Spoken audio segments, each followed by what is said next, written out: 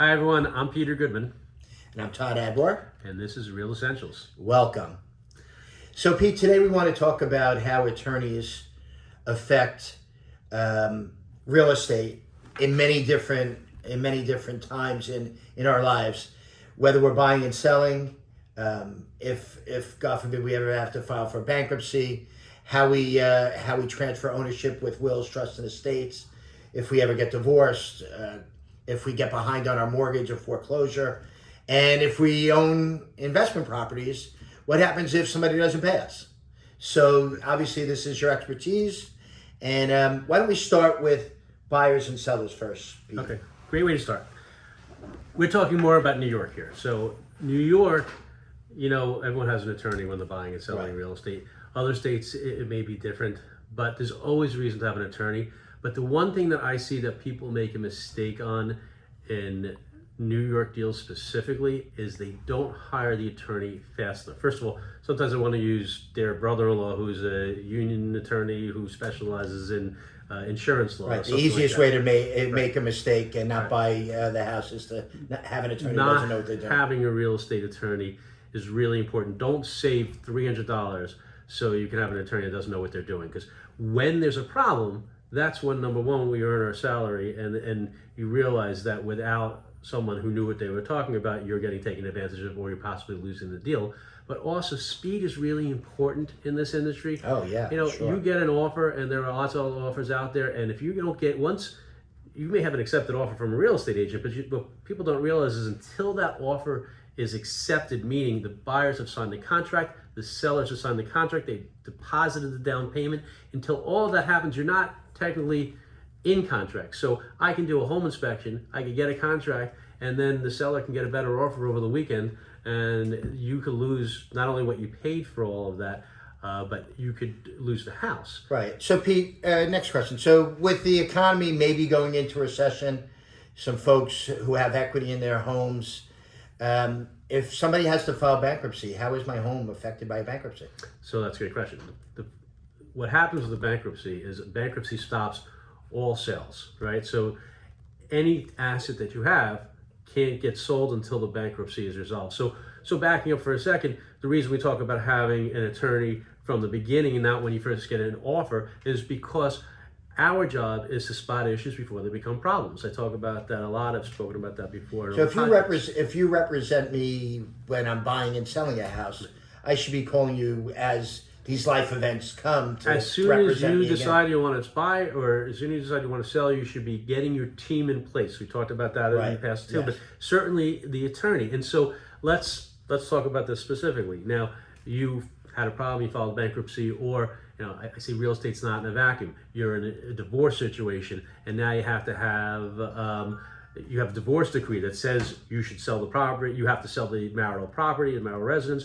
Or you have a situation where you have a tenant in the property and the tenant's a problem and you don't know what to do. So resolving these things up front and discussing these things up front are going to help you get a solution and get you to the closing table faster. And quite honestly, sometimes these things kill deals. I mean, you have a tenant that's refusing to let the appraiser in to see the property and refusing to leave and not paying rent.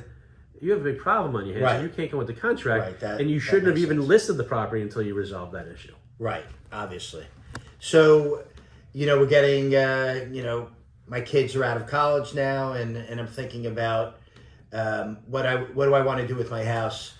Who do I want to leave it to? I have a couple homes that I own. What do I want to do with that?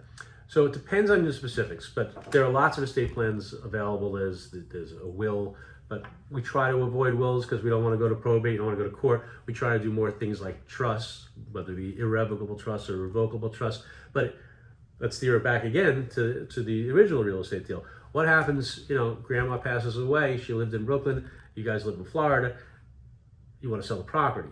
Can you sell the property? Do you have to go to probate? Do you have to go to court? Can you sell it right away as a sole heirs? So I want to solve this before Grandma. You want to know the issue. So you want to solve before Grandma passes away, and you have to worry about this because you want Grandma to tell you. So I want to circle my brothers and sisters, and we want to call you and make a Zoom appointment because we're all over the country. 100%. You have to resolve these issues. A lot of life and certainly a lot of what we do is people come to us with problems that they may not even realize are problems or may become problems, and it's our job to make sure we prepare you so it doesn't become an issue later on that prevents you from doing something that you need to do, whether it be earning income, selling your property, or just getting on with life. So, March of 2020, the government comes out and says you don't have to make your mortgage payment anymore. And for a year or two, people didn't have to make their mortgage payment. They went on deferment. Forbearance, they would do. Right, forbearance. So now those folks are all coming out of it. Yep. And some people are not making the money they were making before. Some people are making more. And some people can't afford their homes anymore.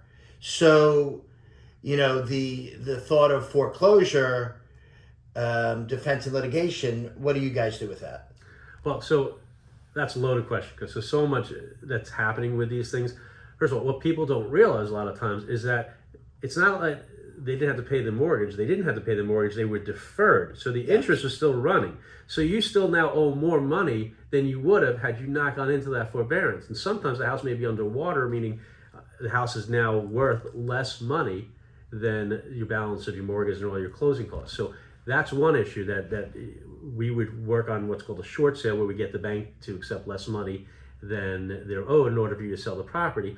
Or, some of these other issues come up, people can't afford to make their mortgage payment, they go into foreclosure. We may have to defend that foreclosure. Pete, should they call you? So I had a customer call me that I closed in 2018, and she said to me, well, I have this house in Queens, and I need to talk to, the exact scenario. I need to talk to the mortgage company because we were in forbearance for a long time, and now I'm 5 or 6 months behind. Shouldn't she hire you and get you on the phone with them to negotiate now as opposed to doing it herself? So the short answer is yes, but every situation is different. So sometimes there isn't a reason to call us yet. Sometimes the bank's just not going to negotiate with you. Sometimes they'll tell you, oh, you should sell the property. If it was, let's say, a reverse mortgage situation, it could be different. It depends on whether the bank actually puts you in foreclosure. So there's so many variables to that. But the initial thing that you said is important. It's calling us to discuss those issues. Have a consultation. There's no reason for you to fly blind and just not open your mail because you're not paying your mortgage. Right. You need to speak to someone that can counsel you. Now, if I own 4 or 5 properties, I'm a landlord and I'm renting out 4 or 5 homes to different folks. Shouldn't, when people become late, when do I start to send them letters that, hey, because I know it takes a long time to get folks who are not paying out of a home. And, yep. So I always tell clients that's the elephant in the room. If you're selling a property or whatever, I'm not selling it. I just own it. If you need and to they're not paying me. But that's what happens. People tend to kick the can down the road, right? They don't want to deal with the problem. Right. So if I have 4 or 5 properties, I should hire your firm to help me anytime they don't make a payment. I give you guys a call.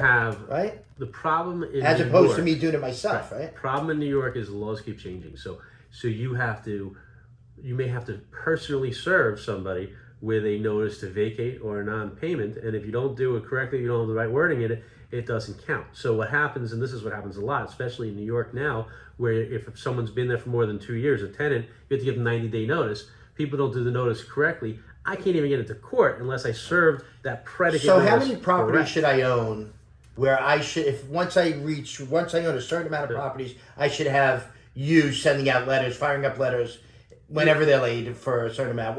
One property. Honestly, as soon as you decide to rent, number one, if you're going to have a lease, you should have an attorney make sure it's correct. And number two, you should always at least know who you're going to call if a problem develops or if you have a question. I get clients that call me all the time with just basic questions. But not wait 90 days behind. Do not wait.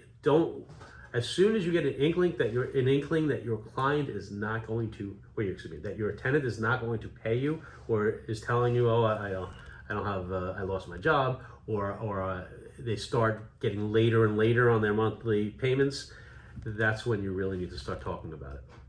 Okay. So, welcome, and we'll see you soon on the next podcast. This is Real Essentials. I'm Todd. I'm Peter.